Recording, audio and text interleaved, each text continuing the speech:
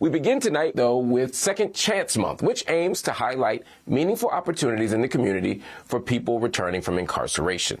A new art installation in Philadelphia magnifies the barriers to getting a job faced by those who have a past criminal conviction. The Waiting Workforce exhibit at Independence Mall is sponsored by J.P. Morgan Chase in honor of Second Chance Month. The exhibit features 38 statues of expungement paperwork. The statues represent the states that haven't passed clean slate legislation, which helps people to seal some criminal records to make it easier for them to get education, employment, and housing, all the things you need to not end up back in jail. Pennsylvania was the first state to pass a clean slate bill in 2018. So proud of my state. 1 in 3 Americans have a criminal record, and red tape and expungement paperwork keeps them from fully contributing to society. Advocates say that keeping these barriers in place costs the U.S. up to $87 billion a year in missed economic opportunity. Unfortunately, about 70% of imprisoned people will reoffend within 5 years. That's according to the Prison Policy Initiative. And some of the major factors that contribute to that high number are drug use, overcrowded prisons that can't give incarcerated people the mental health resources that they need, so many things. But there's a new documentary that highlights a groundbreaking program that's trying to change all of that. There's nothing that I can say or do to bring Eddie back. The thing I did do was try to change my life, to be a better person.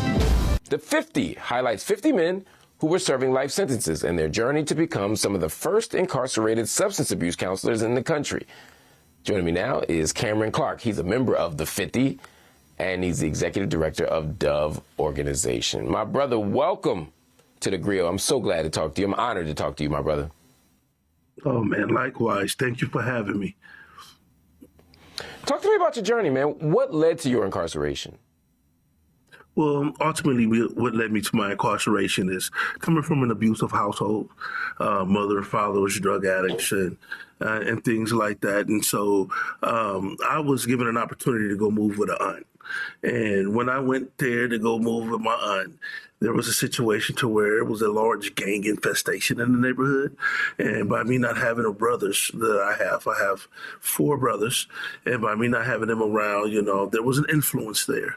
And so I started to hang around like neighborhood kids and things like that, which ultimately led to an accessory to a murder. I didn't commit the murder myself, but I was there when it took place. And as a result, I received a 16 to life sentence in prison. When you got to prison, one of the things we often talk about is the absence of resources. What were the things that you needed that you were unable to access?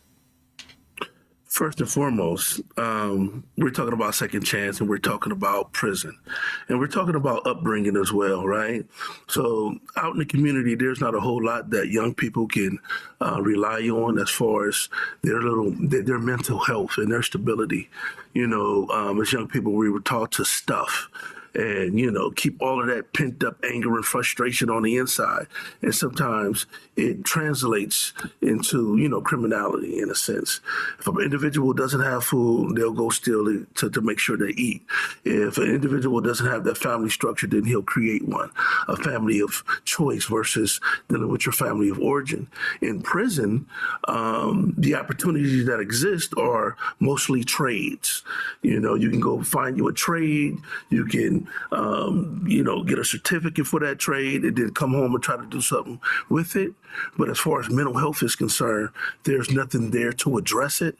And that's why the program, the 50, became so instrumental to me in my life in order for me to deal with some of the trauma that I've experienced in my life. Man, so when you learned about the 50, what was your reaction? Yeah.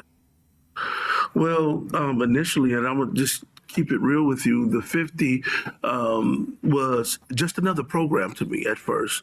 I was thinking to myself, well, maybe if I'm a part of this program, I can get the certificate, I can go show the prison board, this is something positive that I've done. Give me an opportunity to go home. But the 50 wasn't that. It wasn't just some program that the prison was offering to inmates. This was a unique opportunity to not only receive counseling, and therapy. The Navy came in and gave us therapy in order for us to address our issues, in order to address the pain and the trauma that we've been through in our lives. And as a result of that, we were able to not only deal with that, but become drug and alcohol counselors in the long run. It took more than just the therapy. We really had to work with ourselves and on ourselves in order to get to a point to where we can give back to other inmates and to allow that healing to take place with, our peers around us. An election year is upon us, and people are talking about all kinds of changes they want to see in the world.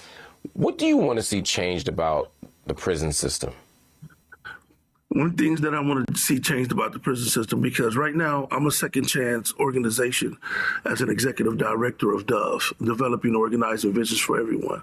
One of the main problems that I see now is that we go into a system that's called, well, for myself, the California Department of Corrections and Rehabilitation. Individuals go to the prison system, they come home reformed, they have trades, they have, what it takes in order to be productive citizens in the community. But once they get there, there's nothing available for them because they've been incarcerated. And so what I would love to see is for the prison system and for industry to work hand in hand with each other to give individuals that have trades, that have changed, an opportunity to come home and receive a job. Even if the organization has to receive an incentive to hire these individuals, we must understand that our recidivism rates are so high because when we come home from prison, there's nothing there waiting on us. And we need to work in conjunction with the prison system and the community to be able to give back and create a situation to where we can be productive citizens.